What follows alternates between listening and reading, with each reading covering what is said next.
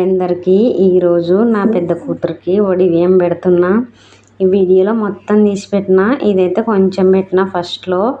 ఈరోజు మా సాంప్రదాయం ప్రకారం కర్నూలు సైడు ఎలా చేసుకుంటారో, రాయలసీమ మా సాంప్రదాయం ఎలా ఉంటుందో కామెంట్ చేయండి. నేను చేసే విధానం, మా పద్ధతులు ఎలా ఉంటాయో కామెంట్ చేయండి. మా పెద్ద కూతురికి అయితే ఈరోజు బియ్యం పెడుతున్నా. గురువారం రోజు తీసిన వీడియో. ఆ రోజు మంచిగా ఉందని ఇద్దరికైతే బియ్యం పెడుతున్నా, మా తమ్మునికి నా పెద్ద కూతురికి.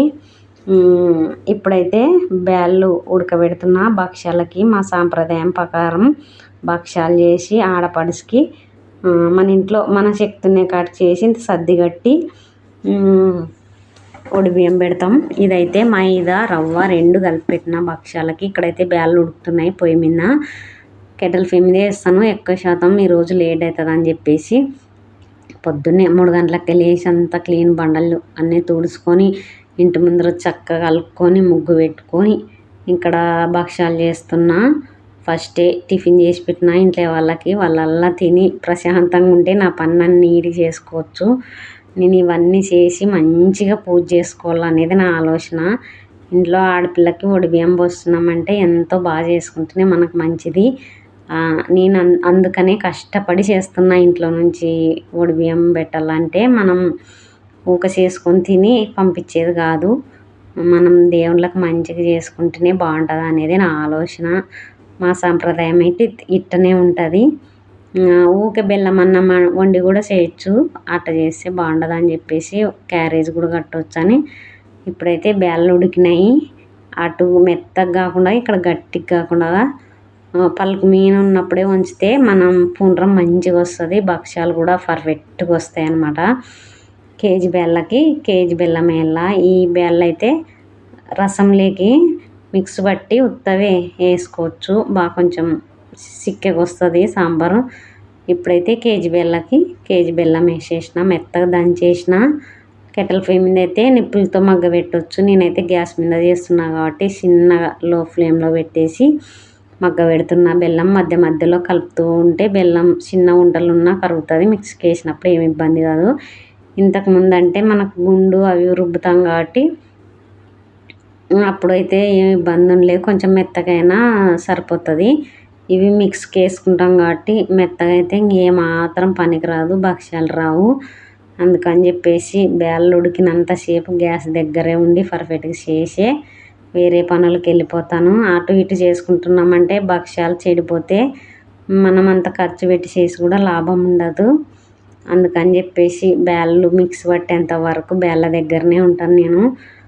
బ్యాళ్ళు మిక్స్ పట్టినామంటే మిగతా పై పనులలో చేసుకోవచ్చు. ఇంకా ఆలుగడ్డ ఫ్రై చేయాల, చాలా పనే ఉంది. ఇప్పుడైతే మిక్స్ పడుతున్నా. వేడి ఉండగానే పడితే బాగా మెదుగుతాయి బ్యాళ్ళు.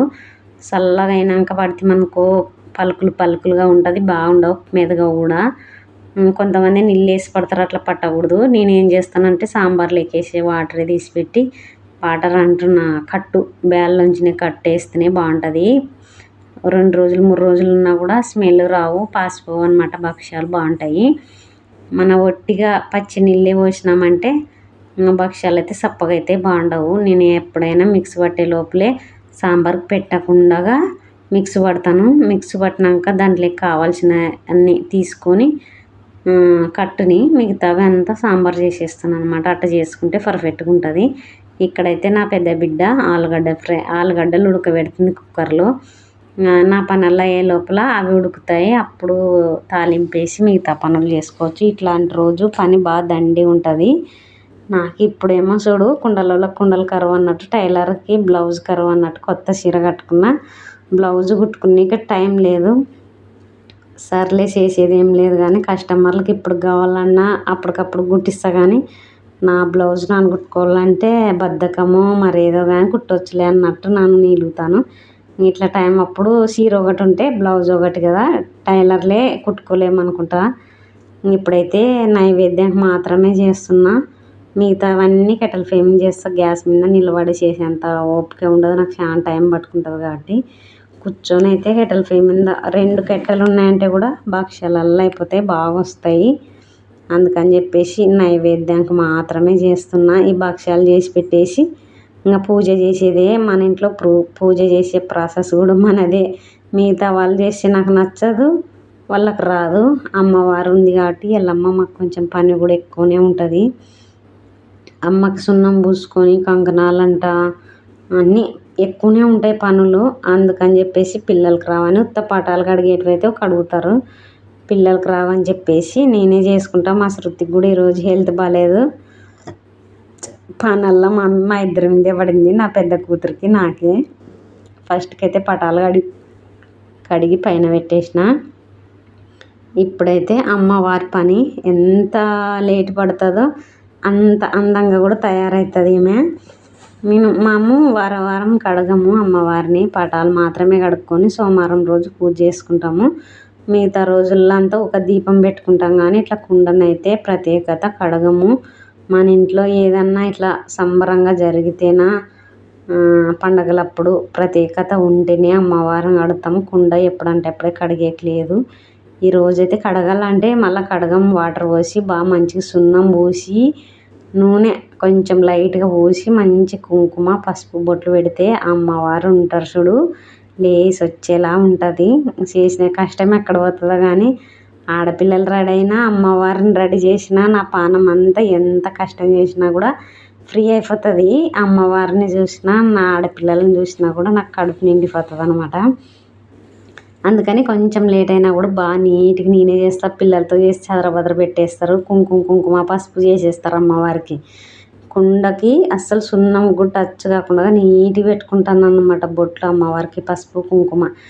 మళ్ళా కుండకైన తర్వాత 2 కళ్ళు గటాలు మళ్ళీ మెడకకి అన్నీ పెట్టిన తర్వాత ఆకుతో కంకణాలు కంపల్సరీ ఆమెకి ఇష్టమైనవి. కళ్ళు తెప్పించిన, నిమ్మకాయ, ఉల్లిగడ్డ ప్రతిదీ అమ్మవారికి ఏది ఇష్టమో అది కంపల్సరీ పెట్టేస్తాను అనమాట.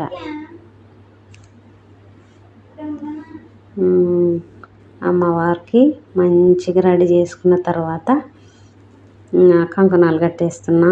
కంకణాలు కట్టేసినాక తెలగలు పట్టి కాయగొట్టి మళ్ళీ భక్ష్యాలు దండి ఉన్నాయి చేసేది పని. అవల్ల చేసి ఈరోజు సాయంత్రం 3 బియ్యం పెట్టమన్నారు. సర్లే అని చెప్పేసి పొద్దున్నే పువ్వులు తీసుకున్నా.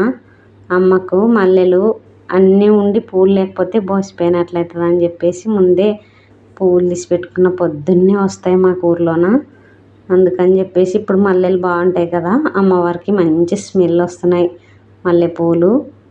స్వామికి అందరికీ గులాబీలు పెట్టేసిన, పైన కొన్ని మల్లెలు కూడా పెట్టేసిన.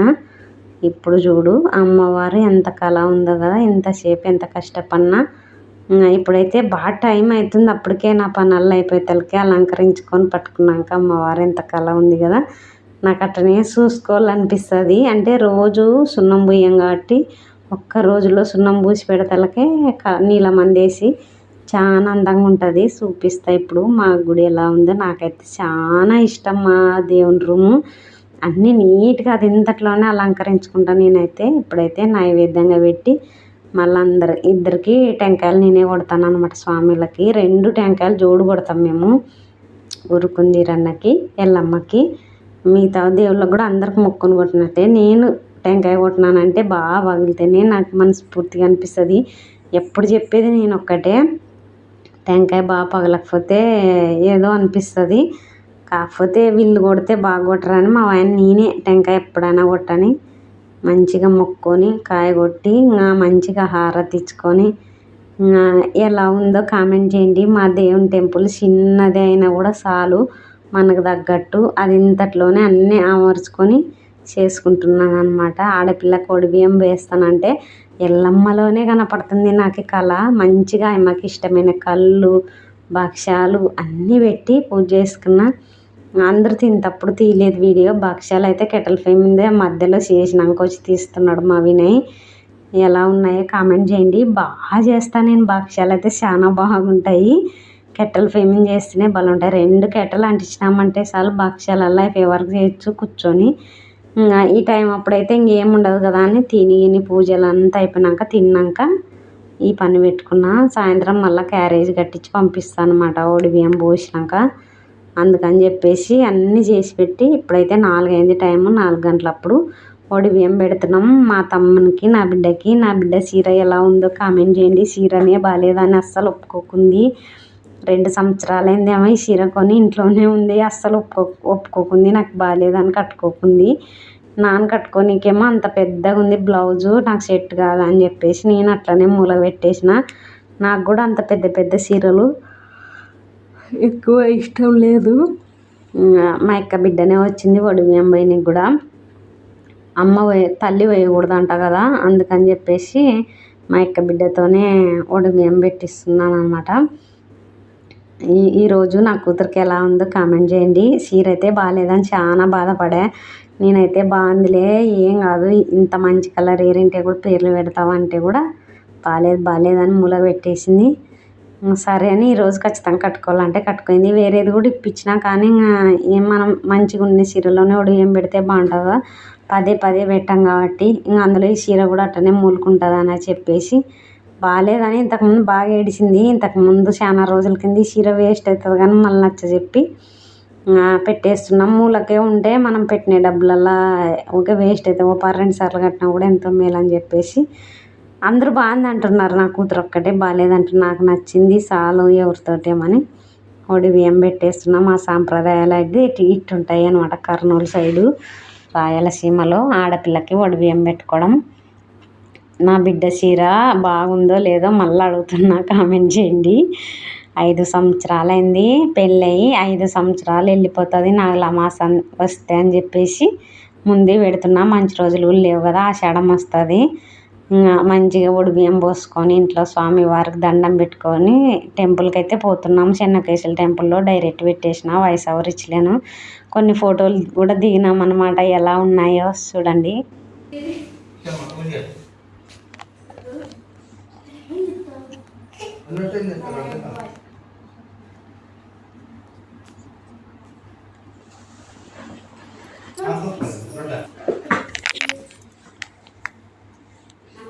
ఇటకు